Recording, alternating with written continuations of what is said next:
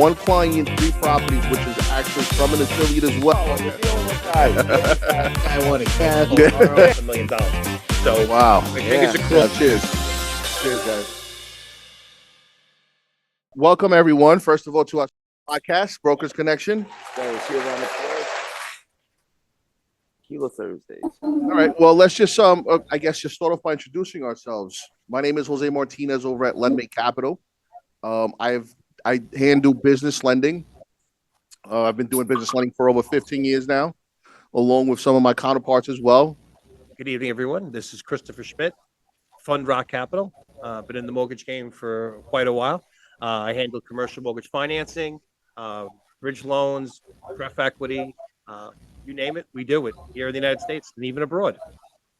Nice. How about yourself, Joe? Introduce yourself, Joe. My name is Joe Garan. I've been in the mortgage business since 2020. Speak up a little bit with your chest. Say it with your chest. Been in the business since 2020. My family, though, I've been investing in real estate my entire life. So, I've handled all of our affairs. And, I do commercial lending. I fix and flips, construction loans, SCR for investment properties, and residential. Okay. Perfect. Nice. And Sean? I'm Sean McClelland. I've been in finance since I was in retail banking since 2005. Did everything from being a teller, banker, licensed insurance, and got solely into business lending around 2019. Have some experience in real estate as well, fix and flip, DSCR, all that good stuff. And now been with LendMate and, again, business lending, and I get my feet wet with the real estate as well. Very nice. Very nice. All right. So I see there's a couple of people coming in. Thank you everyone for joining us. So today we just wanted to go over, just the anatomy of a deal, right? Understanding a deal, what is a great deal, how do we get deals, where we can get deals from, just the process from beginning to end. I guess just Joe, why don't you start off? Tell us a little bit about a deal that you've had. I know that you've been working on a couple of deals in mortgages. A deal that you've had an experience with, how you've obtained the deal, and I guess where is it at now? How much is it for? Is it what stage in the process it's in? What type of program, and what were the requirements, I guess, for the program? Well, one of the larger deals I'm working on now is a church purchase here on Long Island. Wow, what was that? A church purchase? Yeah, So I'm working with some pastors. They're represented by realtors. They're purchasing a church for around, I think, like $2 million here in Long Island. And the way I got the deal was completely by chance. I was in the office on a Saturday working, a couple of extra hours, hanging out with some friends. I was wearing sweatpants and a hoodie. I had my hat on. I see an open house, and I actually wasn't going to go in. I see a bunch of people dressed up, checking out the property. And my friend I was with, he said, "Hey, you got nothing to lose. If you don't walk into that house, you're not going to get any business." Correct. So I was like, all right. I walked in, started speaking to the listing agent. I told him what I did. And he told me, he said, "Yeah, my client's been looking for lending. It's very hard to find lending for a church because no one wants to foreclose on Jesus." That is true. So, I told him, hey, we could get it done. And now it's being reviewed by Letitia James. Is that the Attorney General? Okay. The Attorney General has to approve church purchases. Really? Yeah. So we have all the docs in right now. So church purchases, they're unique, right? Well, they're unique. For people that don't know that, purchasing a church is very unique.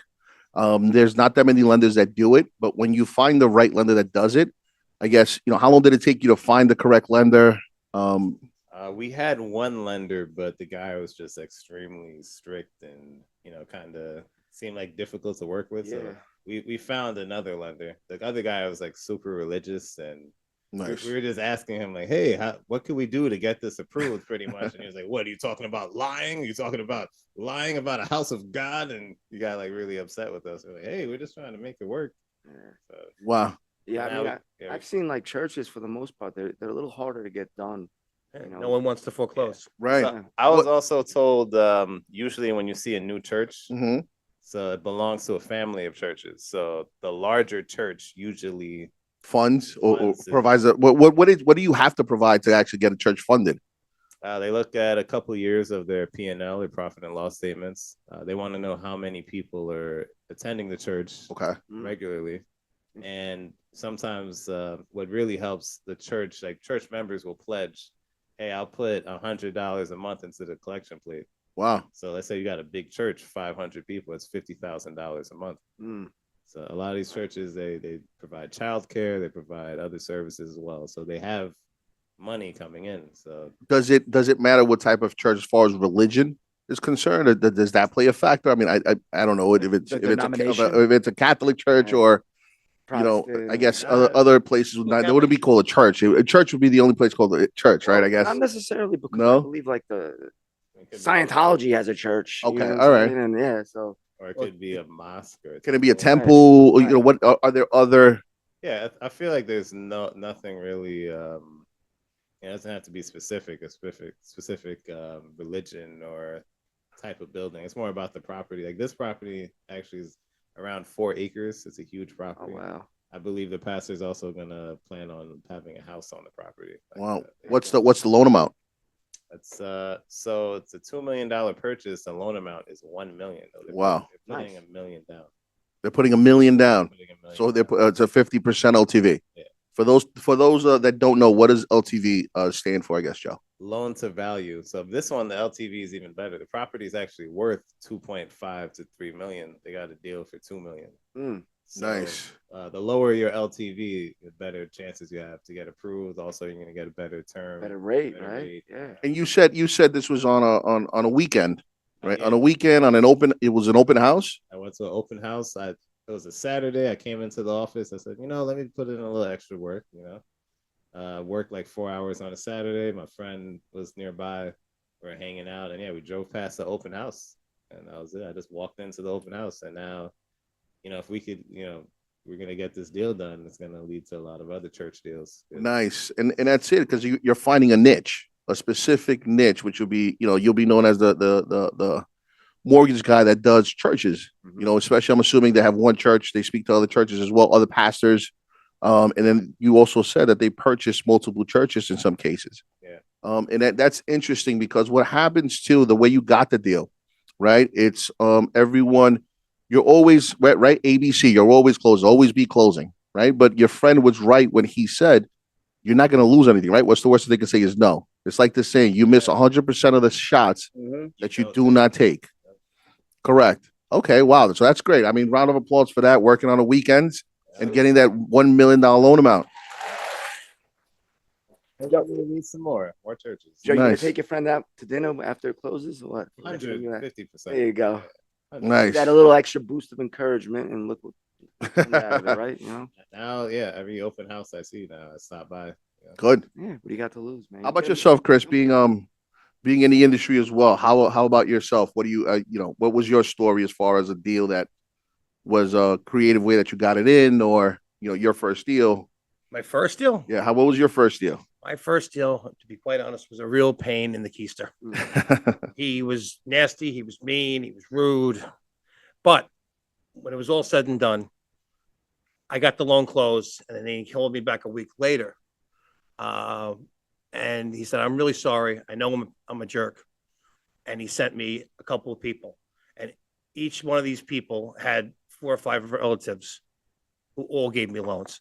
Nice. Next thing I knew, from that one source, I got 27 loans over the next 18 months. Wow. And then I got refis after that years later. Nice. So even though it was a small deal, it wasn't a big deal, but it was, and the guy, I even was only $1.50 off my GFE, a good faith estimate, to the actual closing statement, which is impossible practically. Yeah. Go try it. And you tell me if it's possible. I actually did do it and I have witnesses, but the point is that he's like, now I know I'm being a jerk, but, he's like, yeah, and he paid me in kind, and he actually sent me other people that he knew from his office. So, sometimes you just never know who was going to give you what. Because I've gotten deals where there was $100,000 loan, and then I got a referral for a multi-million-dollar deal. You never know who knows who. So, What type of deal was it? this was just a simple. Was it a investment. commercial, It was residential? a residential property, like a second home, and like partial rental. Like the summers, he rented it out, and in the winters they would go and visit it. Very nice. Yeah. Okay, and you mentioned GFE. That tells us how long you've been in the game in the mortgage space. Yeah. GFE. Tell us a little bit about what does GFE stand for? Because rarely does anyone say that anymore in the residential space. good faith estimate. Mm. Basically, all your closing costs that are supposed to be put together, you're giving that, to the client when you're giving him a conditional approval, and he knows his closing costs within a couple dollars of certainty. So I still use the old terminology. I go back to 97 mortgages. So I started middle of 97. I was going to be a real estate agent, went to school, and my friend owned the school. The guy owned the bar in Levittown. Nice. And he knew I was a stockbroker. And he's like, I know you're no longer a stockbroker. I want you to become a mortgage guy. I'm like, nah, I'm going to be a realtor. He's like, no. You're going to be a mortgage guy because I believe what you did with stocks, you could do with mortgages. Right. He was right. And I have no regrets, looking back. So I was one of those first animal savages on the phone, just I'll save you money. Listen to me. And, was like a pit bull, but I saved a lot of people a lot of money. Right. And I've helped people from foreclosure, Right. help people start their businesses, all different kinds of things, from the smallest little loans to the biggest loans. Make sure you start looking at the camera over here because I was looking at everyone I'm talking to. That's generally how my apologies to everyone. But the bottom line is you treat each client, whether it's $250,000 loan or $250 million loan, you give them the respect and time that you get, and you will get big deals. I've been very recently blessed with lots of deals, 50 million, 60 million, 100 million, 20 million. So you keep, you treat everyone with respect and you know your craft, big deals will flow. Very nice. Sean, how about yourself? And hold on, let's just end it with a round of applause. Thank you. Sean, how about yourself? What type of deals? Now I know you're in the business lending space. Yes. I guess tell us a little bit about the deals that you've had, you come across. How was your first deal? How did you get it? My first deal was a fix and flip deal. It was actually a pretty small deal. It was a little stressful as far as getting like the appraisal back in time. I had to make a couple of adjustments. It was little. It was maybe like 200,000. Okay. Small rehab budget. I think it was like 40, 50K. But the guy came back and got another small deal out of him. After that, I had a lady. Actually, it was a lady with a partner who was actually very experienced doing fix and flips. Her first deal went very smoothly. She was investing in Atlanta, Georgia, I believe, and that deal went well. And then we had a second deal, and that was a little bit stressful. We ran into an issue where the seller, he was, I don't know what his deal was. He was a little crazy. He was expecting to get paid in cash at closing. And dude, A briefcase. yeah. I don't know how he got that, expectation, but long story short, he ended up like yelling at the realtor. He ended up yelling at the borrower that I was working with. They had a big blowout. Almost died. And then we're like, look, The deal almost died, not the borrower. No, not the borrower. Okay. The deal almost died. This guy wanted cash. Yeah, well, like last minute, and it's like, who told you that? Like, Right. What are you living in the Stone Age? Like, cash. But long story short, we advised. I advised my client, just let him cool off a little bit. Right. He wants to sell the property. He knows you're ready to go. They got good terms and rates because they were experienced. So we got them, a nice offer, 90%. So eventually things did work out, but it was one of those, stressful situations last minute where, we had to make some moves last minute to get it done. But we got it came fruition. Yeah, and it's a good client that I'm still actually in touch with today. So, Very nice. I mean, listen, that's one of the biggest things is knowing how to handle the blow-ups, right? Knowing how to handle the difficult situations that a client puts you in some points, but just being able to managing a deal, structuring the deal correctly, letting the number one, I think, is confidence, right? Letting the borrower know that you can take care of the situation, that you are a professional in your field and you understand. Mm-hmm. And there's a reason why he or she chose you to represent him or her during this entire transaction. Right, Chris, there's something you want to say? Yeah, no, I give two stories. Remember to speak to the camera. Two stories about stressful endings. We had a house that was in foreclosure with a first and a second mortgage, and he owed like a couple $100,000 in credit cards. So the house was worth $475,000, and he owed about $850,000. I was able to negotiate everything down, got his fiance to take over the new mortgage, but it was an 11-hour closing. Wow. So, but we did close, we did get paid, and 11 hours. So what is a traditional closing? I mean, recently I had a closing. It was actually for a family member. Just to put it in perspective. So I guess 11 hours, but it usually should take what? 30 minutes to an Yeah. hour. You're already. Sounds more like a standoff than a closing. Yeah. It was a stand up. The second mortgage company, like, oh, the first mortgage company's getting this, so we want more now. Oh, And there's only so much bandwidth of money to go around, and you have to make sure everyone's covered. So, but in the end, they took 10 cents on the dollar. The second mortgage company, the first mortgage company took 90 cents on the dollar, and all the credit cards took 10 cents on the dollar. That was it, and we got paid. So I should have made 10 points on that deal, but we took what we got, and we were happy. so we were talking about mortgages, first and second mortgages. Chris just pulled up an example. Back in 2001, had a deal, and now we were just talking about those second mortgages still exist, and if they do, how? Right? This 2001 was before the housing market. Yep. So in today's to date, are there still second mortgages? Yeah, a lot of people request a second mortgage also because let's say they have a mortgage with a 3% interest rate. Rates are 6, 7, 8% now. So I have a client actually. He has a first mortgage 950K at 4%. Property's worth $3 million. He's looking for maybe 500K on a second mortgage, and it makes sense. Like, why would he refinance his first mortgage and turn 950,000 of debt at 4% into 950 at 7 or something, right? So, okay. So for the affiliates that are out there that are listening to us today, you do first now. Do you do primary residences? Second on a primary. Well, just in general. I'm sorry. Just in general, do you guys have the outlets to do primary residences? Are there licensed mortgage loan officers in the house? Yeah, I'm licensed. I'm licensed. You are in New York, Georgia, and Florida. okay. And, so you're able to do primaries as a first position. You're able to do investment properties and commercial properties. yes. Okay. And in primary investment and commercial, are you able to take second positions out? It depends on the situation, but I mean, we could always, find someone that could do it. Yeah. Chris? Second mortgages, yeah, it can be available for not just primary loans, but in commercial loans too. And if it's real commercial space like an office building or apartment building, we have what's called mezzanine financing. The equivalent thereof. But yeah, second mortgages. Some states are very restrictive. Other states are like it's open game.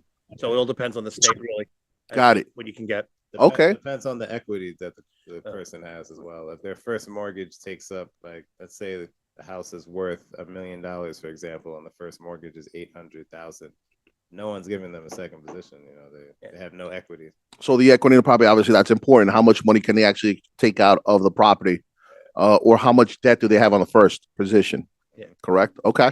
All right. Now, HELOCs. You mentioned HELOCs. So I'm assuming the credit scores for second mortgages are high, right? 800s, or am I wrong? What would you say is a credit score average? I feel like we're looking at like a 640 and up most of the time. Okay. So 640, that's fairly comparable. That's pretty low, I guess, in mortgages. It's doable. Yeah, I mean, if you're looking for a higher CLTV, you got to be, I would say, 680 or higher. 720 is goal. That's sweet. But yeah, 640 could be done. But I don't want my camera going, bro. depending on where you are, where you're located, and What was that? Well, I think someone had. I don't know. Someone have a question? I think so. No. All right. Well, no, I think we're good. Go ahead. I'm sorry. So keep going, Chris. Yeah, so with a 640 score, yeah, you can get stuff done. It just obviously the higher your score, the stronger the income because the DTI or the income ratio for the first and second. Your pity payment versus your pity plus all your other expenses monthly. So affordability. Affordability is going to be key. The first balance versus the second balance, what the use of the cash out is, all these things are going to be determining factors whether or not you can get a second mortgage. What kind of documentation do you have to provide on a second mortgage, on a HELOC? Let's take a HELOC, for example. You said a HELOC, we could do a 640. What kind of documentation has the client, the borrower has to provide? Well, it's different. It depends if it's their primary property or an investment property. Let's say it's their primary, and I guess Chris, you'll talk about the investment. Since you're licensed, talk about primary. So primary property is going to need a lot more documentation. So they're going to look at your last 2 years of work history. So 2 years of W-2s, 2 years of taxes, 30-day pay stubs. They look at your debt to income ratio. They look at how much debt you have. So you could have a great score, make good income. If you have a lot of debt, you won't get approved. Yeah. Whereas on the investment side, it's completely different. Chris, All right. explanation. As for a second mortgage on an investment property, if you're doing it through an LLC, that's difficult to get. If you're doing it against a commercial property, it's all about the revenue. You can do tax returns, you can do 2 years full taxes, you can do the bank statements and all that, or you can do the income of the building, like a DSCR, or basically a revenue-driven based loan, where what's your occupancy rate, what's your credit, what's the main borrower's credit score, and they owns the LLC, and what their monthly expenses are. So if they're debt servicing greatly, you can get documentation for all different types of things on seconds, but they're selective for the loan to value ratio and the CLTV, total loan to value, because it's the first and the second there. But Yeah. Now this. Go ahead. I'm sorry. Yeah, I was just gonna say, on investment properties, a lot of times you don't have to provide taxes or your income. well, it depends on what building you're looking to do. Yeah, that's also true. If it's a bigger building, like an apartment complex, Right. anybody would want to see more. But Yeah. if it's a residential property that you're renting out, as long as the Yeah. rent covers the mortgage, you don't Yeah, really. DSCR, you don't need that. Like a Now- 1 to 4. I'd say But- 1 to 4, yeah, you won't need income docs. You just need to have a lease, let's say, or they go off a market rent. If that rent covers the mortgage payment, so let's say your mortgage payment's $4,000, you're bringing in $4,200 a month in rent. You don't really need to show any income docs. Very nice. All right. Now, also too, on the business lending side, one of the things that we handle is business lending. Right. If you're a business owner, these are one of the programs that we actually a lot of mortgage guys don't really know. But if you have a business, you have a client that is a business owner, their credit score is 500. Right. Every business owner believes that there's no outlet.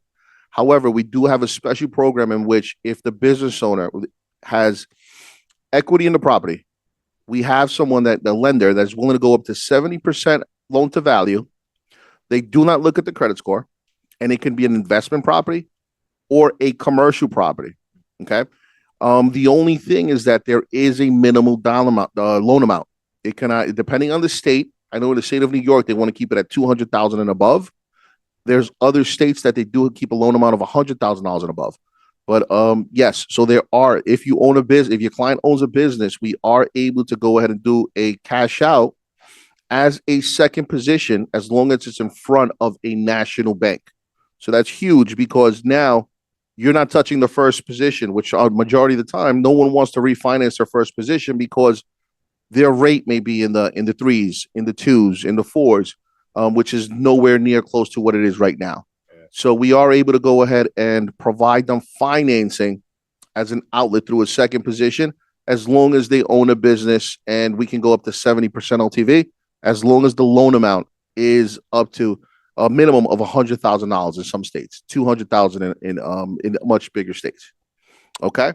And how about just red flags? I mean, let's talk about that. Red flags in a deal, right? Red flags. What are the red flags, or what is something that you guys look out for when you're speaking to a client that is a big no within the industry, Sean? I mean, it's always good to see like what they have as far as cash reserves. Okay.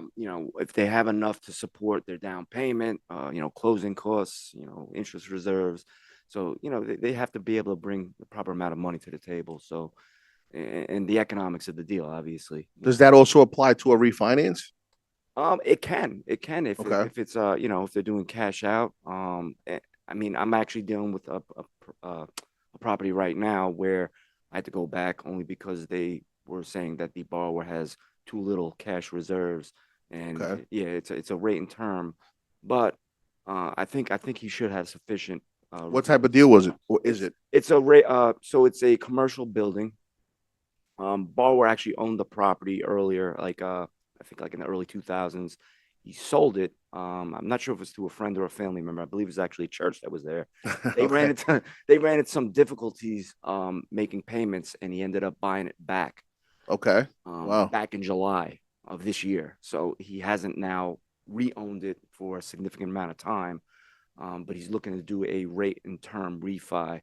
Okay. And he's got I think like 50K in reserves. Okay. So All right. Well, wow. Okay. So how about yourself, Joe? What is it that you look at? What's a red flag for you when you're looking at a deal or speaking to a deal? Well, just building on what Sean just said, yeah, reserves definitely, even if it's not a purchase, if it's a refinance, a lot of times you need to show that you're able to cover a couple months of payments. So let's say, depending on the deal, they might want to see reserves for 2 months, 4 months, 6 months, just to know that you could cover the actual mortgage payment. If let's say your tenant stops paying, like you don't go into foreclosure. But red flags for me, say if a client's asking about all the costs and price, let's say I give someone a term sheet, like what's the closing costs? How much is your origination? How much is the processing? How much is this? But they haven't given me any docs. I haven't seen anything at all. That's Kicking the tires. Yeah. That's a red flag to me because a lot of people, they're just shopping around. They're not serious. But also, they need to have some sort of skin in the game. You need to, either even an Experian credit report. I ask some people because let's say your score is 600 or above, that opens a lot more doors than if it's below 600. I had a client, she told me her score is 595. I asked her, hey, you have an Experian account? It's free. You could see your full credit report. Nah, it's too much work. It's too much work for me. I'm like, okay, you want $200,000-$300,000, but you can't take 5 minutes to log in and make a login. It's free. Which is simple, right? It takes a couple of minutes to open up an Experian account. Yeah, and it's free. You see a whole report. You see each payment that's coming in and out. If you have any lates, I was trying to help her out. I was trying to get her the best terms possible. She said it's too much work for her to do that. So in my mind, it's going to be too much work for me. Right, to get a request all the other documentation that you're going to request, whether it's tax returns, whether it's a P&L, whether it's... Is this person going to even give me their ID and their social? Like, right. I have some people like, give me exact numbers on what exactly it's going to be, but then haven't given me any documents at all. It doesn't make sense. Okay, Chris, how about yourself? You're up. What about any horror stories that you had or any oh no moments? Yeah, well, commercial loans, I look for what they're not saying. Okay. They tell you this great story. What aren't they saying? Listening to what they say and then finding out what aren't they talking about. There's something that they're trying to keep away from you. And then you, by listening carefully, oh, what about this though? What about that though? Yeah. Oh, well, you see, there's the red flag. Yeah. And you find it that way. And whether it's a fix and flip or it's a purchase for $20 million building or construction deal, whatever it is, there's people, especially if they don't have experience, they don't know enough to not tell you what to hide anything. And the people with experience, oh, that's great, you have experience. Now, what aren't you telling me? You actually taught me this. Chris let me know on one deal we're working on together. The client never wanted to get on the phone. He was just like, text me, email me. I have no time. And Chris was like, hey, you know why? He knows he's going to say something to either kill his deal or, he's not being 100%. Being a little evasive. So that's why he wants to text. He wants to email. He wants to think of a response. He wants to think of something to say because he's hiding something. Well, see, that's the thing too, I guess. One of the things that a lot of that I've learned throughout my years, dealing with mortgages, doing business lending is you have to, when you're speaking to a client to pre-qualify someone, honestly, when I'm speaking to someone to disqualify them. As weird as that may sound, I'm speaking to someone to disqualify them. Why?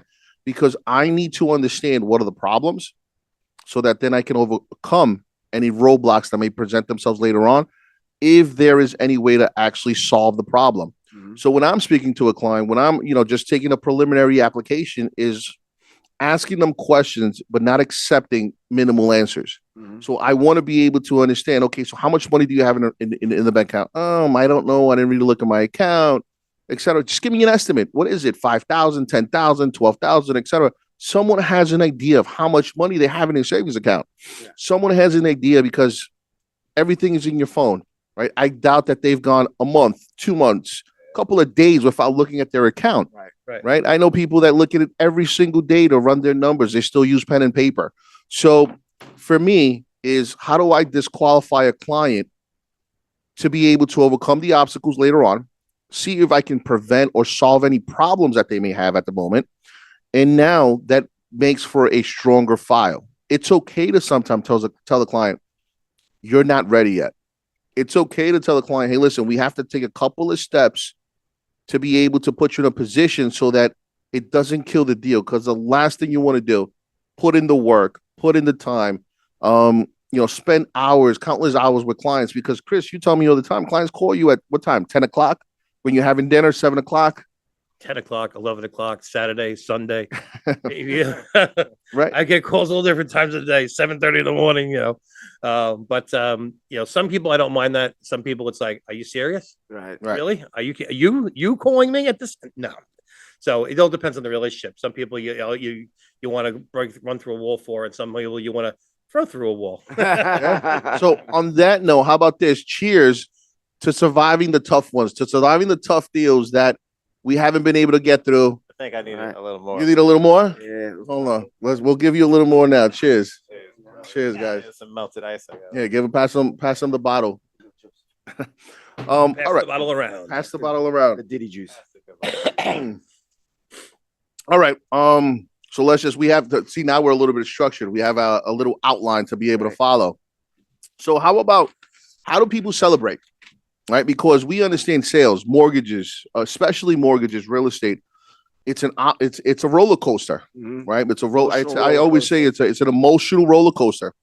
How do you guys deal with that? I mean, how do you celebrate? There's a few people that when they at the end of the month, right? I know that in the business lending side, I worked alongside a lot of cash advance people that at the last day of the month, right, when you get a deal in, regardless of what day it is, Monday, Tuesday, Wednesday, Thursday, or Friday, they're going out celebrating that night.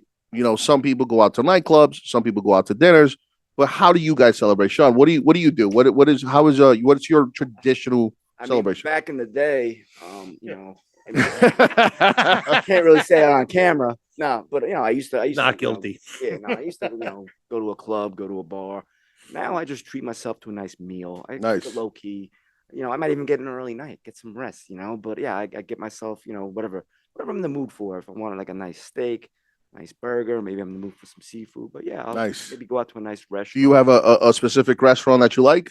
I mean, I like steakhouses. I like seafood places. I'm a big seafood guy. Very nice. Get nice salmon or maybe some lobster or bisque or something like that. Okay, cool. Out with some appetite. Nice. So you enjoy a great meal after closing the deal. Nowadays, I'm a little more mature. Very nice. Appreciate a good meal.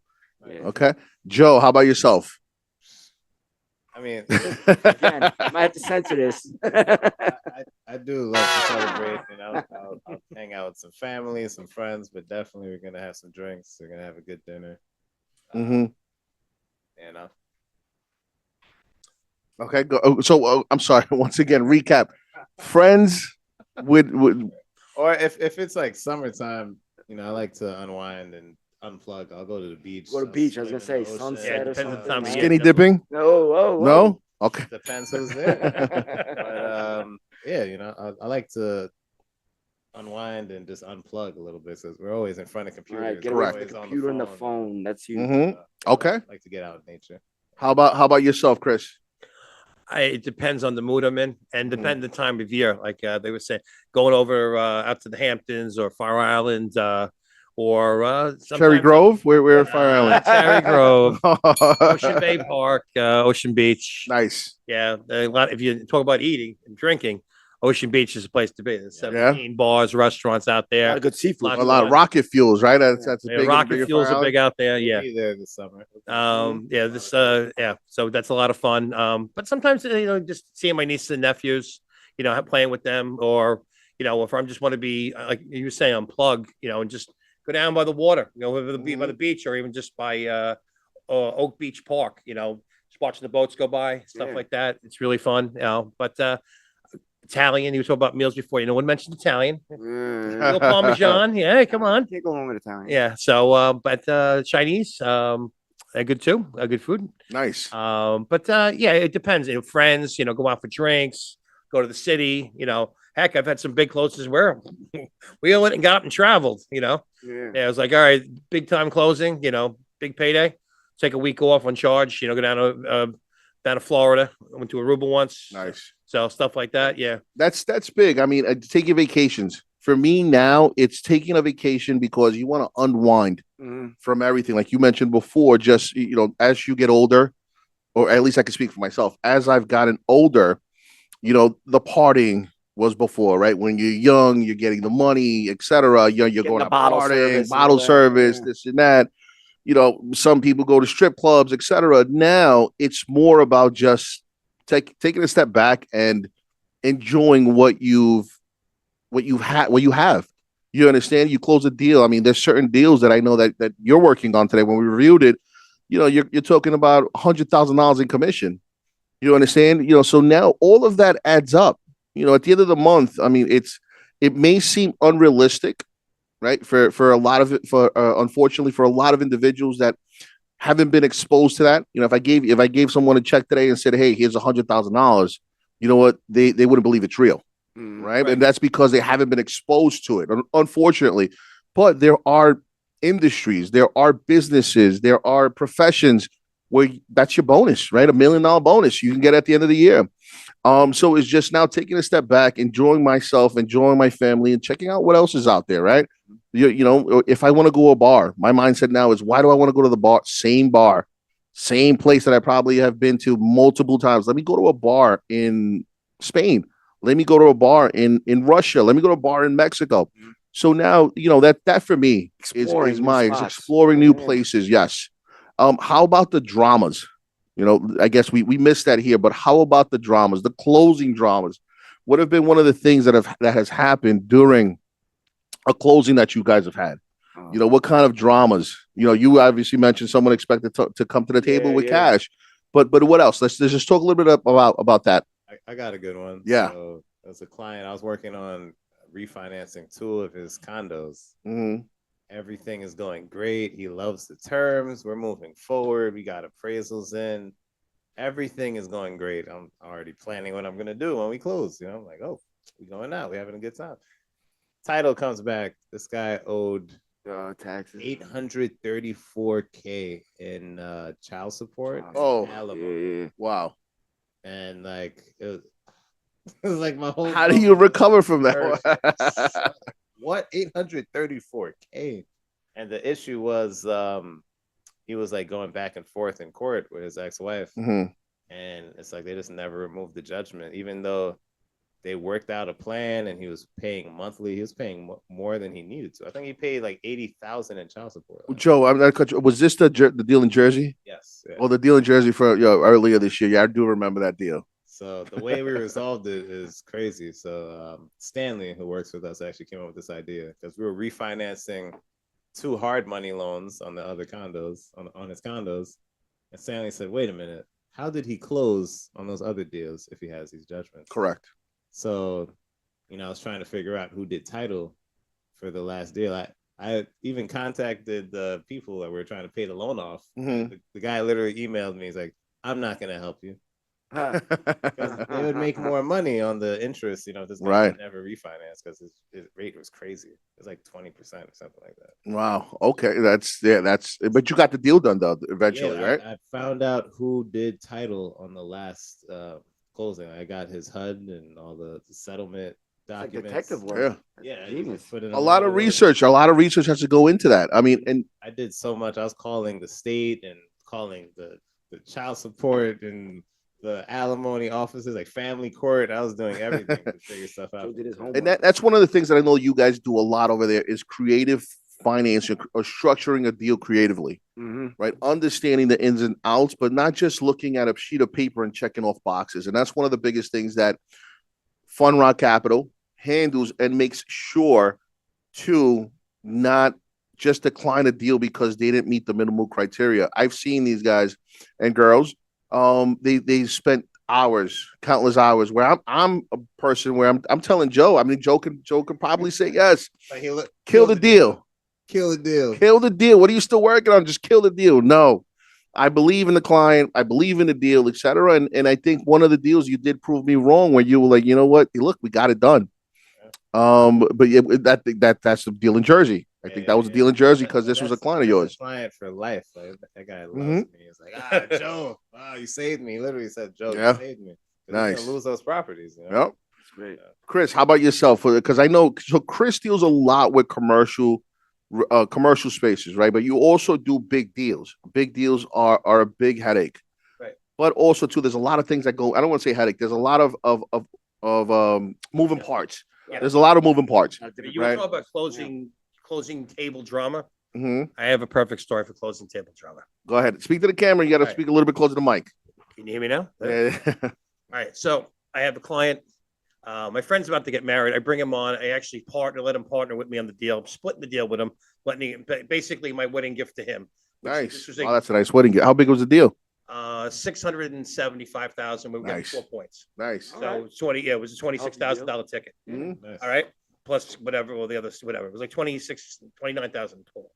Anyhow, the title company, the IRS was after the wife's husband's business, and they illegally put a lien against her property that she owned personally, and then the IRS lien was supposed to be against his business LLC, and they knew this was illegal.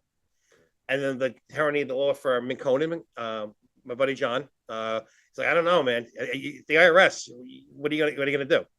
So this is what I'm gonna do. I'm gonna get the guy on the phone. So it took about us a half hour to get the IRS on the phone. Recording set up. We're recording him. And I said, listen, this lien's not really against the borrower, my client, it's against this guy, the doctor, the husband. Yeah. So you know about this. Okay. Can I get your supervisor's name? Okay. Yeah. Get all the information. So that this is really not legal, right? I said, listen, you've been recorded. I'm going to call the state attorney general, the DOJ, and I'm going to call your supervisor. If this is not removed in 30 minutes, face the results. 5 minutes later, the title lady calls and says, this guy is psychotic. You get in the way of his paycheck? Well, he's coming for your life. Wow. And he's not kidding. And I did. And in 45 minutes, we had a release of lien. We closed 45 minutes later. John, my good friend who owns the law firm, was like, I was wrong. I've never been so wrong in my life. And we closed and we went out in style. Nice. Getting Schmidt done, right? Isn't that what people? Applause for that. Give an applause for that. Getting Schmidt done. That is a true story and one of my favorites because they helped Right. my friend out and that made his wedding a hell of a lot less stressful. Right? Yeah. But as for moving parts with commercial deals, yeah. I have stuff where I'm doing projects in Barbados where my client's buying 3 different properties. One is going to be a part of a farm, part of it's going to be housing. Then another section of property is going to be affordable housing, and then we're building a hotel. So we got to put numbers for the building, what the line item costs for all 3 projects, and then lining up customers who are going to take on, the farm, hotel people who want to be the flag for the hotel. And then getting the credit unions down there to get the clients to buy the houses. So we get the infrastructure done, they get the construction loan, and we just finance the infrastructure and the land acquisition. That way, we let the people buying the houses take the affordability and the expense of building the houses, and we just lay out the material and build them. Nice. We increase obviously the profit margin for the equity player, as well as the bank is happier because the numbers are smaller and they make more of a profit. So that's something I'm working on. Nice. Chris, you guys also do a lot of JV work, right? You guys do JV works with joint ventures. Yes, we have. We're right now. We're working with a company. It has nothing to do with mortgages. This is a company. This is through one of our referrals, our ISOs. Her name is Melody, and she brought me this company, Lightbridge. We're raising $25 million in capital. They're doing next generation fiber optic cable, and most of the money is made in the building of the glass. It's no longer copper. It's now like a glass, like a glass rope. Glass wire, right? Yeah, it's like a glass. It's like a rope-ish glass, and if you can do that correctly, you can make 80% of the whole profit is there. And they're getting India, like 2 of the biggest areas in India. They're getting contracts to build all the fiber optic cable for you're talking about 500 million people. So this company the income potential is incredible. And they got contracts with states in Missouri and all over the place. They're in Virginia. They got help from the state of Virginia. So that's got a lot of moving parts, but we're going to raise them at least 25 million, if not more. And once that happens, then there'll be a second round. And then who knows? Maybe they go public eventually. Yeah, so it could be a potentially big deal. But we've been working on that for a few months, and that's next week we get the contract information. So Nice. Beautiful. Yeah. And then also too, you have right now someone you're working in Mexico, right? I think you had mentioned that to me. There was a deal in Mexico. Yeah, I have a client who owns 19,800 acres of property in Mexico. We're right now we're going to get the land appraised, get about $100 million from the property, and then with that equity, we have a company who's willing to finance the construction of the first phase, and which is 6 25-story condominium towers, shopping center. There's going to be a desalination water plant. There's going to be a marina, and there's a 1B and a 1C to the first phase. He has already connections with the government, so he has a permit for the first casino hotel in Mexico. Wow. And that's only going to be like not even an hour south of Arizona border.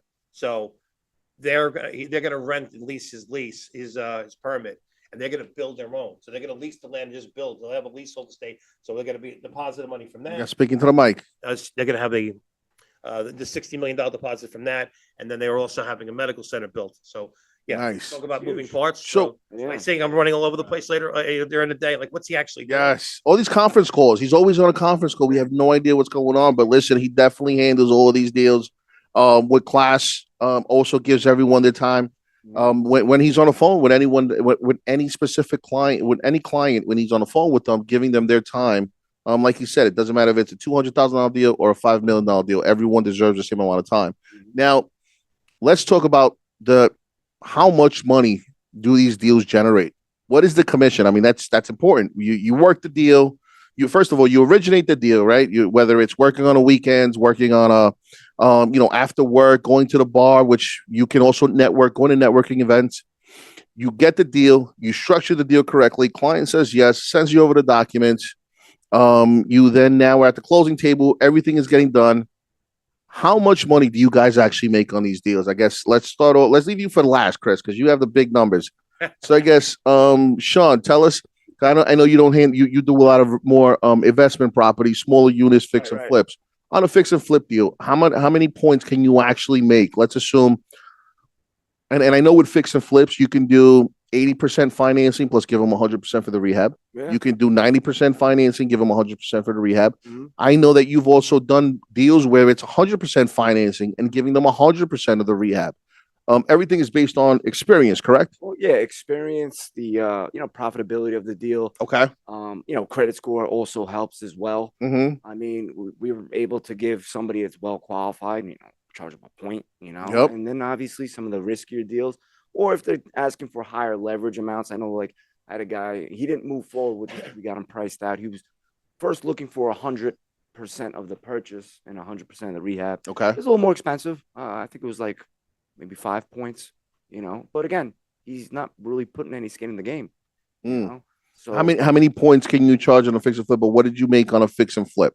I mean, anywhere between 2 points, 3 points, Okay. Yeah. So when we say points, we mean percentages, right? So let's Just the assume dollar that. amount, right? Yeah. Okay, so let's assume the loan amount is, I don't know, 500,000. What does that mean as far as money wise? I mean, you gotta make me do math right here. I mean, That's what 500,000 times 2%, yeah, 10 grand. yeah, $10,000. It's a healthy ticket. Yeah, Okay, yeah. so perfect. So that's on a fix and flip. Right. Yeah. DSCR loans, investment properties. I mean, what is that? What does that ticket look like? Similar, like points are going to be 2 to 4, but most likely it's going to be mid twos. Realistic. Yeah. If the client has a lot of experience, or if it's a client you do multiple deals with, of course you're going to take care of that client. You might say 2 points. Like, I have a client every time I just charge them 2 points. Nice. Well, that's the thing too. Not to cut you off. I mean, if we have somebody that we know they're serious investors and they're gonna do a lot of business with us, of course we're gonna cater to them. We're gonna Correct. we're gonna want to make sure that we earn their business and we lock them in for life. So, we get them in, and they're doing a few deals with us. Obviously, we're gonna want to make sure that they don't go anywhere. So it's just keeping the client happy and pleased. Because Okay. that's the name of the game is long-term relationships. We're not just here to. Yeah, that's where it's really at. Like, you do, instead of doing this one deal with somebody and you charge them 3-4 points, it's like, hey, I'll charge you 2 points. Now you have 5 deals coming in. So Right. Mm-hmm. Okay. now they're referring you to everybody. Got their that friends. That one client could turn into 10 clients, 20 clients. Absolutely. Mhm. Okay. How about Chris? How about yourself? Let's talk about those big commercial deals. I mean, We have 3 DSCRs closing next week. well, tell us about one of the deals that you have closing. I know you've been mentioning a lot of money, a $2.4 million deal. Let's see. Hold on, there we go. $2.4 million deal. What does that look like as far as commission? Oh, for the one deal we have in the city. Actually, Sean's on that with me. Right. It's actually Nice. there's 3 different properties, total of 4.5 million approximately, and we're looking at 2.5 points. So you're looking at a total of like 120,000, 117,000 total commission that we split up. We're doing DSCRs next week. On one house, we're making 3%. On the other 2 deals, we're getting 2.4% because we're getting the bank is paying us a premium and we're charging 2 per deal.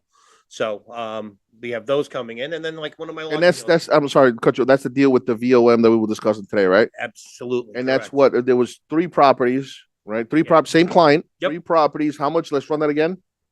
We're looking at one loan was for 231,000, one was for 308,000, the third one is for 345,000. That one we're getting 3 points on. The 2 smaller ones we're getting 2.4%. So then the total commission on that for those 1 client, 3 properties, which is actually from an affiliate as well.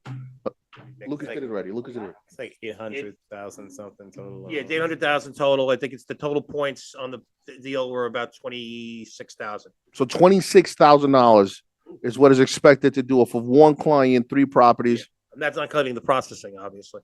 Okay. Yeah. Nice. So that's 1 client. 1 client. How long did it take you to actually get this to the process? What was the process on this 1 client? Well, the beginning was a little slow because of a few things. One of the properties was worth less than he thought. His credit score wasn't quite as high as he thought. So we sent it one place, then we pulled it back because the pricing was better somewhere else. So we had to start, stop, and then go again. But we're once we got our groove, we moved pretty quick. Nice. And they're assuring us that we're closing all 3 next week. That's just great. I have one that I'm doing personally in Connecticut. The bank didn't.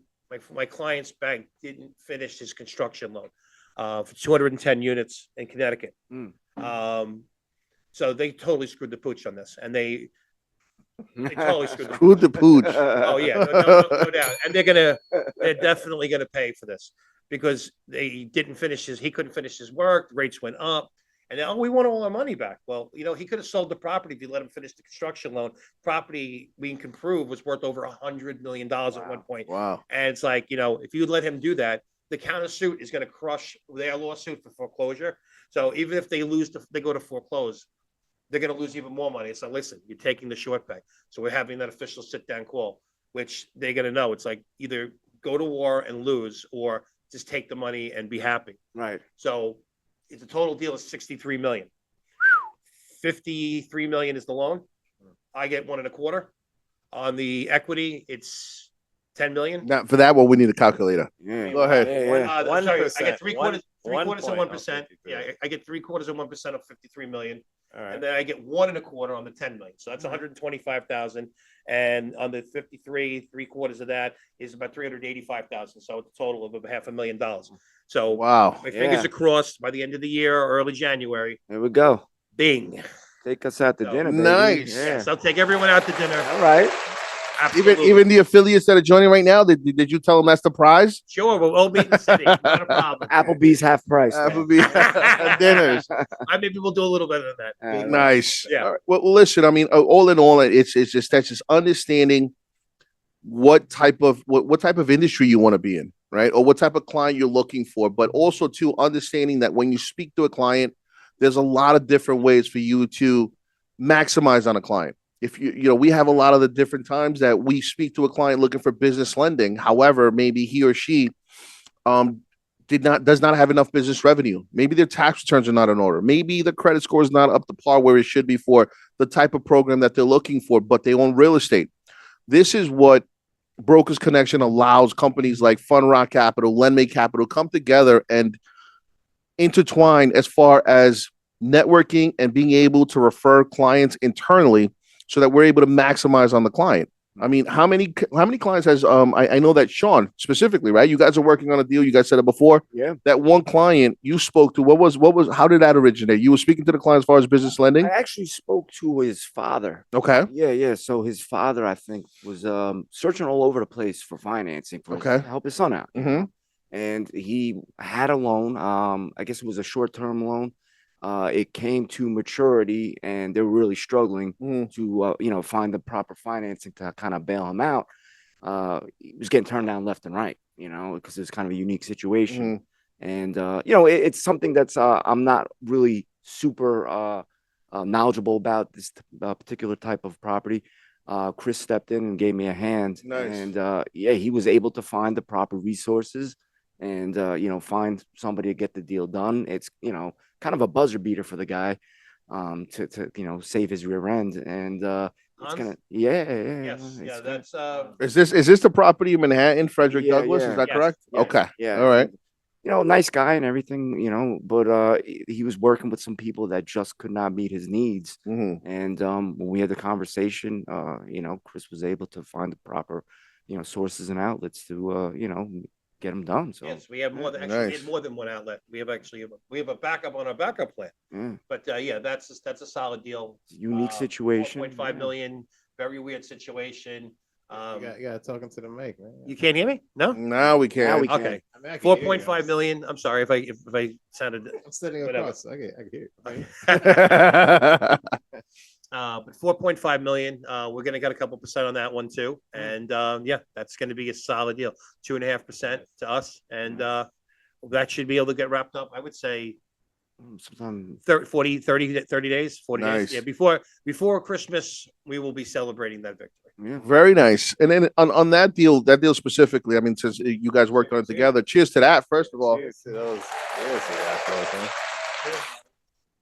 On that specific deal, Sean, what did you learn as far as, or what was your takeaway from that experience in particular? I mean, I was just impressed that we can get it done. You know Okay. what I'm saying? Like, I didn't think that we were going to be able to salvage this deal. And the fact that we could was, it just showed the ability, the capability that we have as a company to do some out of the box, situations, and Very especially nice. the fact that the guy, he started falling a little behind on payments and he was working with some big lenders. They just could not get it done. We have the capability of getting it done. Yeah, that's it. I mean, it speaks a lot about Chris, the experience. Knowledge. Obviously, you even just simply asking the right questions. Most people would have said, "Oh, you're not interested in business lending. Forget about it. It's not for me. This is not for you." You know what? Hung up the phone. Right. Right. You took the time and actually understood what the problem was, understood the situation, and you were able to present it to your counterpart to be able to explore that option. Basically, a handoff. Right. Right. It was an alley oop that you just gave Chris Right. Schmidt to be able to take that deal to the next level now, and Chris is moving it past the goalpost. Yeah, and I also want to give Stanley a shout out. He's had some input on that too. Yeah. So Stanley, Let's even give though a you're shout not out. here, Stanley, good job. So for a lot of you guys that don't know, guys and girls that don't know who Stanley is, and we mentioned his name a couple of times, he actually runs Fun Rock Capital. He couldn't join us today. Today, I believe, was his son's football game He's got football. or football practice Championship game. this Saturday. So but he actually is hands-on, day-to-day, part of management, running the day-to-day operation, but also understanding. I think he's been also doing it as long as you have as well, Yeah, but more on the residential side. But he also does have a network that he understands, and he knows a network that allows him to structure these deals. And it's a lot of research obviously that goes on. I've had nights with Stanley where he goes to sleep at 12 o'clock because he's still doing research with different lenders. And one of the things about him is that he does not want to give up on a client. Yeah. Right. So that's shout outs to Stanley. Yep. Give a round of applause. Round of applause to Stanley. All right. How about yourself, Joe? What have you taken away? What are the lessons that you've learned based on your time here at LendMate Capital / Fun Rock Capital? What would you like to share with us? I feel like our specialty are deals that, like you're saying, other people would not do, or it's impossible to do. A lot of other mortgage guys. Wait, hold on, but that does not mean just send us your problem files. Still send us the good files. Yeah. We kinda Don't bring on just the headaches. Yeah. please. But no, yeah, we come up with solutions to a lot of people's problems. We're the place that gets Schmidt done. There we go. That's straight done. That's it. Oh, that will never get old. Yeah, no, of course. And you know what? It's That's one of the things that we like. I mean, just being close, being, just one. I don't know if one of these days we'll go ahead and show you guys, or we'll put it up. Brokers Connection. We'll go ahead and send them over a video or a snapshot of the office. The way the office itself is put together there's no different departments, right? We took down all of the walls to give it an open space so that everyone can interact with everyone. Even when they're on the phone with someone, you can listen to the conversation of the person next door, because let's say Chris may have an off day. He's on a phone with a client. He's saying something to the client, but then all of a sudden catches a brain fart. Joe is right across from him that can reel right ahead, just reel him back in. And that's one of the things, whether it's an introductory call, whether it's a pitch, whether it's something as little as just running down the questionnaire. We make sure that the floor stays open so that everyone can assist everyone. Mm-hmm. And Chris has been several times that I think you probably have heard Sean, myself, maybe one of the other guys on the floor talk about a deal. And then you're walking by, like, oh, hey, I have a lender for that guy, for that guy, or I could do that deal. I know that there's been several different times that has happened, and that's the reason why I think we've been very successful, because of that open floor mentality or that open floor structure that we have within the company. And everybody wants to help. Everyone wants to see everyone else win. Correct. And no cubicles here. No cubicles. Yeah, no cubicles. Yeah. But you're gonna maybe tilt the camera a little bit. Tilt that camera right there. No, the one right there in front of you. Tilt it a little bit. Keep in mind, not that many people are here. There's no one here. Oh, yeah. But you know what? We have it's a 4,300 square foot office. This is one side. This is all sales. Other side is everything, or executive offices, lunch area, etc. on the other side. But we make sure that everything stays open just for us to be able to communicate with each other and not have to dial an extension, and maybe someone is on the other line and they can't get you on the phone. Okay. Now, I know there's a couple of people. I know Scott, Mo Moore, thank you very much for joining us again. I know you joined us last week. What's up, Mo? Sandy, Latoya. Mo. What we want to do now is just leave the floor open for you guys and girls. Maybe any questions. What questions have you had? What obstacles have you faced? What maybe rebuttals that we can assist you with, or maybe you just want to talk about a deal, or just tell us about your success stories. What has been something that's been successful for you, that has worked for you as well? So I think you guys can unmute yourselves, or do I have to unmute you guys and girls? Oh, it's Scott. Oh, Scott's in the building. No, I don't know. No? I think Scott to go. Sandy, I guess let's start here. Sandy, you were the first one in. Sandy, do you have any questions? Anything you want to add? Just introduce yourself. I guess, Sandy. We haven't had the pleasure of actually talking to you. Everyone's shy. Mm-hmm. Oh. There we go. Here she comes. There it is. There. Oh, no, we lost. No. Okay. There we go. Sandy, how are you? I'm well. There he is. That's what I said. I knew it. Yeah. What's up, Sandy? Yeah, What's up, Sandy? my name is Sandy. I'm doing all right. I'm doing pretty good. I'm just, I'm talking to the people. I guess there's a little bit of an echo. Learn more about. I'm sorry, Sandy. There's a little bit of an echo. Volume down on his Speaker. Probably turn that down a little bit. Turn it up speakerphone, maybe. My volume. Is this better? A little bit better, yes.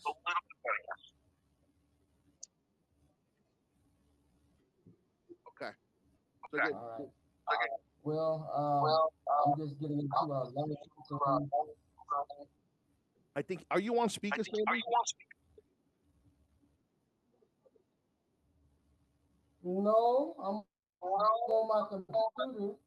Yeah, I hear an echo. I apologize. I think maybe the volume. Maybe the volume. Bring down volume. All right, then. This time.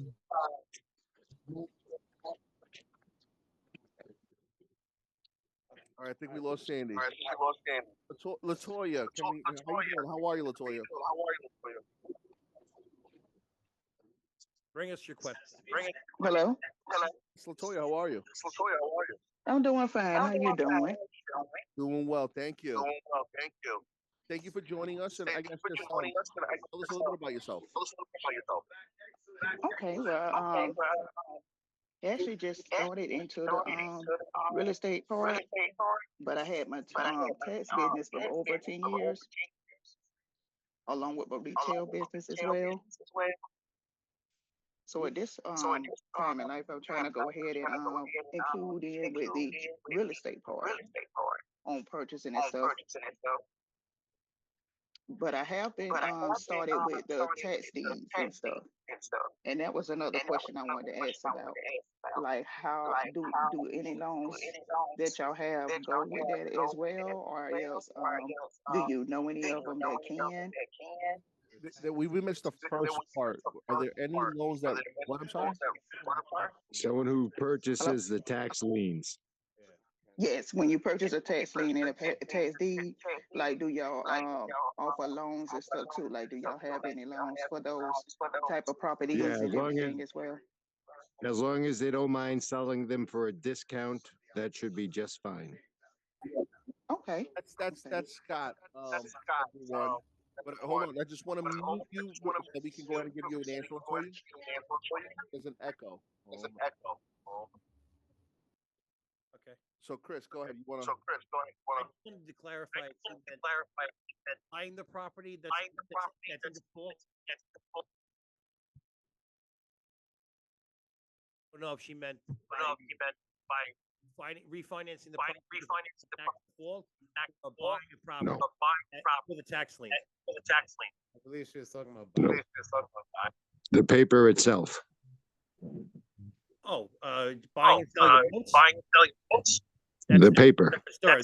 That's a different story than buying mortgage. Yeah. We have buy and sell notes. Yes.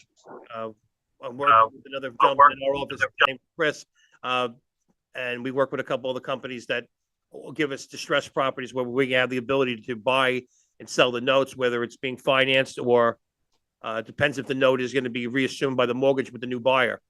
So it all depends on the scenario. And if you're talking about commercial property, houses, multifamily properties, so that question would be kind of vague specifically. I mean, can it be done? Yes, but I would need to know specifics about that scenario. And, is it a group of notes? Is it one opportunity, several opportunities? Maybe we can blanket them, or we do one at a time, depending on the property's potential revenue, the value, what's owed on the property currently, things of that nature. But it can be done. Yeah, so, and hypothetically, yes. All right, I'm just looking up Latoya. I want to make sure that someone reached out to you. And I'm sorry, Latoya, it's Latoya she might be muted. Just check. Furlow or Latoya Foster. And I'm going to unmute you now. Hopefully that. There you go. I'm sorry, Latoya, is it Farlow or Foster? It's Foster. Foster. Okay, perfect. I just want to make sure that, okay. So what I'm going to do, just because I'm assuming your question is going to be more real estate related. What I am going to do is make sure, so one of the things about Brokers Connection is that we make sure, and even our company itself, that you're assigned a dedicated rep for every single one of the deals, right? So you have, Chris Schmidt is a dedicated rep for someone.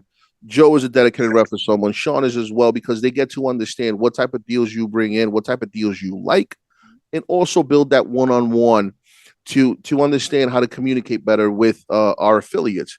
What I'm going to do is, just because Chris has a little bit more knowledge on that, is he's going to be your dedicated rep. Chris will send you out an email tomorrow letting you know, Okay. what the next steps would be. Also make sure that the links are sent over to you, because whenever you send over deals, you get a special link or with a unique identifier to make sure that they understand what deals are yours, so that you receive credit for it. Okay, so Chris is going to be your dedicated rep moving forward, Latoya. All right, and thank y'all, and thank you, Chris. Perfect. Look forward to working with you. All right. Anyone All else? right. Oh, I'm sorry. I muted you. I'm sorry, Latoya. All right. That's okay. I was just going to say that was it. I was because any other things, like you said, he's going to email me, and I Yes. can email in the rest of the stuff on Latoya, every other question. Latoya, you said you do what? Credit repair, or you fix people's credit? What did you say that you do? Oh, I'm a tax professional. I got the tax my tax office that I had for about 20 years, and Okay. pretty much I have the retail side too that I offer for like home furniture and stuff, everything too. Wow. So now it's like I'm into going ahead and getting the properties so I can have also so I can have some of my tax clients too, just in case if they want to buy properties. And some of the other ones what I had, like I said, the first time I have got on with properties now was pretty much with the tax deeds. Okay. Only thing that I had a problem with it was that when I purchased the property, a lot of people couldn't really find a way to have a loan to be able to have for to fix it up. Okay. So that's another thing. Just trying to see how everything goes with it. So we definitely can. And I know Stanley actually, and you coordinate with Stanley as well, because Stanley used to do a lot. Now that I recall, Stanley used to deal a lot with properties like that, with that purchase. I guess people were purchasing their Yeah, taxes. that's like the new rate. That's a new craze Yes. right now. I've Purchase seen in that all over the 19. place. Yep. Stanley actually has experience with that. I think he was working with someone before that was doing that, and also just figuring out how to obtain the financing as well. So definitely I'll make sure that everyone coordinates together so that we can go ahead and assist you, Latoya, and Absolutely. present opportunities Okay. for your clients. Okay. Yes, whether it's buying and selling the notes or financing a particular property, we can help at all facets. And what states are you doing that Okay. in, Latoya? In Alabama and then Georgia also. Alabama and Georgia. Sure. Yes, because Alabama have a 3 year wait, and then Georgia have like a 1 year And how much until you are take. these properties worth, or how much are the tax liens worth? Well, some of them couldn't even much be like this property that I had actually received with 3 bedroom, 2 bath. Hmm. I ended up getting that for like 5,000. 5,000. So on thing, 5,000. Because once they actually with Alabama, like I said, it's like a 3 year wait. So once you actually purchase it and the person don't come back for it, then it automatically goes over to you, So and then you have to figure it. I'm glad that you bring that up. Right. I just have one of our guys is over here. He handles a lot of our marketing, but just one of the things that a lot of people don't understand is that because of the option of cross selling, we can actually get clients that have a 680 plus credit score, give them the ability to be able to have access to up to $150,000 to purchase real estate, to purchase, open a business, fund their business. Because I'm assuming I'm going to mute you a little bit, Latoya, just because of the background. Okay. And then if you have something to say, please unmute yourself. But one of the things that we also do offer in the event that real estate financing isn't the way, because sometimes it's not. There's a lot of different ways to get to your goal. If you have clients that have 680 plus credit scores and they have an LLC, we are able to provide them up to $150,000. No real estate experience needed. They do not need to have certain fix and flips under their belts. They do not need to have any holds or any real estate. This is strictly based on their credit profile. They need to have at least a 680 plus credit score, and they can have access to up to $150,000. And majority of the time, they get approved for funding where it's 0% interest for the first 12 and sometimes 18 months. So think about that now, presenting an investor money, capital, where you tell them that they don't have to pay interest for 12 months. Everything is principal. Imagine how many properties they can go and flip in a 12-month period. All right. Or how many properties they can purchase. Right. If a tax lien is 5,000, I give you access to $150,000. You're purchasing a lot of properties if an average, let's say, is 5,000. So now you're giving your clients the opportunity to get money a different way, to accomplish a different type of goal or something that they never thought possible. Because I don't know what type of clients you have, whether they're 9 to 5 clients, whether they're business owners, but now you're giving everyone the ability to be able to go ahead and have the same fighting chance as everyone else. Okay. So now you have the ability to be able to do that. A lot of your clients, are they 9 to 5 clients, or what type of clients do you currently have right now? You can unmute yourself, Latoya.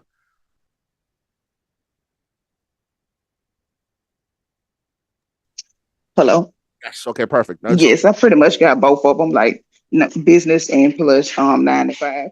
nice. So now imagine it offering the 9 to 5 borrowers or the 9 to 5 clients that don't have that extra capital. Maybe some of them are don't have or haven't given the opportunity to be able to get a property, but they know or they've been this has been a lifelong dream of theirs. Now you're opening these doors for them to be able to accomplish those dreams that a lot of people sometimes think is not available to them or it's too far of a reach for them.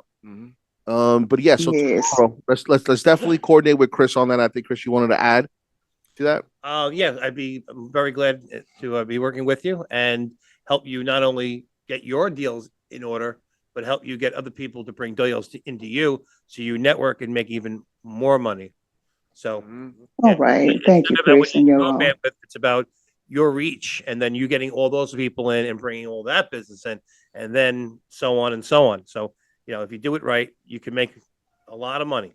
Nice. Okay. Well, Latoya, let me round of applause to you. All right. Thank you. All right, thank you, Latoya. All right, anyone else? I guess Mo, how we doing, Mo? How's it going? Mo, are you there? I guess not. Mo's a little shy. Okay, so let's just to wrap it all up. I mean, just adding our final thoughts to everything. It's just understanding that a deal can come from anywhere. A deal can come from anywhere, any place, as Joe put it down before. Whether you're leaving work, joining a group of friends for a drink, and having a friend push you into doing something that it seems out of the ordinary, and now you taking that experience, and now you're like Sean said before, you better take your friend out for drinks for that. Oh yeah, definitely. Any open house I see now, I go. An If I see opportunity. balloons and a sign, I could have just left playing basketball somewhere. I haven't seen Mhm. sports, so I'm going in. I'm gonna talk to the listing agent. I'm gonna speak to people. That's it. There you go. Okay, perfect, Chris. Sean. Any last words that you want to say before we end the segment today? Well, no, I mean, I think just introducing the fact that we have that ability now for investors, that extra capital with the no income doc funding, where you can get them up to 150,000 in business financing, is huge. Mhm. Especially when there's somebody that's new, Yeah. starting out in the game, fix and flip, and because obviously those loans are usually based more. They get a higher dollar amount the more experienced they are. Yeah. Now we have that extra cushion to get that deal done. Correct. So yeah, it's all about just getting creative and thinking outside the box, thinking of different avenues, different products that we can do. If they're not able to get the dollar amount they're looking for in one product, there's a good chance we have something else to help them, hit that gap. Huge. Yeah. Okay, perfect, Chris. That's what I'm talking about, guys. I'm here now. There we go. There he is. What's up, Mo? How we doing, brother? Good evening, Mo. Man, I am blessed, I must say. Good. How are good. y'all? Well, we're doing well. I Very guess, good. right? We're doing well, having a Very great well. time. Yeah. Brought in some new guests today. We were talking about mortgages. I don't know how long you've been joining us, but yeah, mortgages. Mortgages is just reviewing different programs, reviewing different opportunities, and figuring out that that even a small opportunity or little things, you taking little actions can generate a big revenue ticket, right? And create or generate big results. Yeah, huge results. Mhm. Huge results. So Mo, tell us. I guess you have a deal you want to run by us, or what's going on, brother. I know last time we spoke, you were still starting to get everything going. Yeah, I got a couple deals in the pipeline that Nice. I'll probably be putting through this coming week. So my background is mortgages as well. So Okay. I'm ecstatic that I can throw those deals now and do it on a national level. Yeah. I mean, can't get any better than that. Nice. And what type of deals do you currently deal with? I mean, is it investment properties, commercial properties, residential properties? I leave no crumb on the table, Nice. brothers. Okay. So And did you? mostly I'm sorry. investment at this time, but it used to be just strictly residential, but I didn't have an outlet for just residential but now I do with y'all. Yes. So Fantastic. Okay, and also commercial as well. Commercial and international, right outside of the U.S. Yeah. I don't. international. Okay. I can't. If you're looking to buy a house in Mexico, I can't help you. But if it's Like, like, make sure you speak. yeah, I am. I am in the big. I go, Oh. how do I ever get here? Hey, back up. Easy. So anyhow, what I was saying, maybe you turn your headphones on. I don't know what to say. Anyhow, if it's commercial deals, construction development deals, yeah, we're doing one. I'm doing one in Jamaica. I'm doing one in Barbados. I'm doing one in Mexico. I'm doing one in the two in the Bahamas. I have one in Canada. So hotel deals, resort deals, casino hotel deal, a medical tourism deal, affordable housing in Barbados, a farm and a hotel in Barbados. So all different types of avenues, all Unique different types of situations. Yeah, and the dollar amount is what, 5 million and above, correct? My understanding. Yes, 5 million and up would be a small number. I mean, some of these things are 50 million, 100 million, 20 million. Well, that's outside the United States. Outside. Yeah. All my outside deals right now that I'm currently working on are 50 million and up. Mo, and just to include you into the conversation we had before, what is the biggest? You said you've done real estate. What's the biggest ticket that you've actually been able to close? And tell us a little bit about it. And was it a horror story? Was it a good experience? Was it a smooth transaction? How did that deal go? In mortgages? Yes. Is that what you asked? Well, I used to mainly deal with clients that kind of like y'all's bottom line, where nobody else could do the deal. So my biggest one in Virginia, which is the state I'm in now, it was buying a guy out of bankruptcy. Oh, okay. Yeah. So that's my main. What was the loan amount, if you don't mind us asking? It was like brag a little bit. Brag a little bit. it was 550. 550. So, nice. Healthy ticket. How many points? Here we go, brag. Come on. Come on. Listen, we have to all celebrate each other's success. So go ahead and brag a little bit. How much money did you generate that ticket, if you don't mind us asking? Please brag on for everyone so they can understand what type of money really real estate allows you to do. Yeah, what's possible for people don't. That was 40. It was $40,000. $40,000. That's it. Round of applause for you. Mo money. Mo money. I'm gonna call him Mo money. Nice, $40,000. That's great. But on a serious note, I mean, you made $40,000. That was work, though, which is great, but it was a lot of work. And I'm sure that what you ended up doing was saving this client, because you said you dealt with clients that had no other option, unfortunately. So even though you made great money, right, but you earned it in the sense that you were able to save this person's home or help them one way or another, no one else could. You understand? So you deserve X amount of compensation. Yeah. So there's no reason for you to be shy about it, I would say. Yeah. You know what? Definitely. Yeah. You know what? You helped that person save their home, right? It was their home they were saving? Yes. Well, they were actually in bankruptcy, and nobody would want to do the deal. I had to talk to the courts and all that kind of stuff. So they're in bankruptcy. Yeah. Was this their primary residence? Yes. They're in bankruptcy. This is primary residence. Was it how big was the family? Was it just one person that owned it? Was it a family? Did they have kids? They had one kid. Okay. So 2 adults and 1 kid. So just think about that. So you help someone that unfortunately some way, somehow filed for bankruptcy. Their home, primary residence, right? Which owning a home is the American dream. So you help them keep that dream alive. On top of that, you went ahead and actually assisted, helped someone not lose their home, a family, no less, a family with 1 child, right? That's something that you should be very proud of yourself, for assisting them and providing them that outlet. Whatever money you made, honestly, you put them in a much better situation, and it's well-deserved. Round of applause for you again. Thank you. Appreciate it. But yes, now we hope to see a lot of those deals. We hope to see a lot of those deals so we can go ahead and assist you and just start getting more creative with you as far as mortgages, business lending, short-term financing, bridge or gap financing as well. Perfect. I appreciate y'all. All right. Well, on that note, guys, girls, cheers Off. to everyone out there in TV land.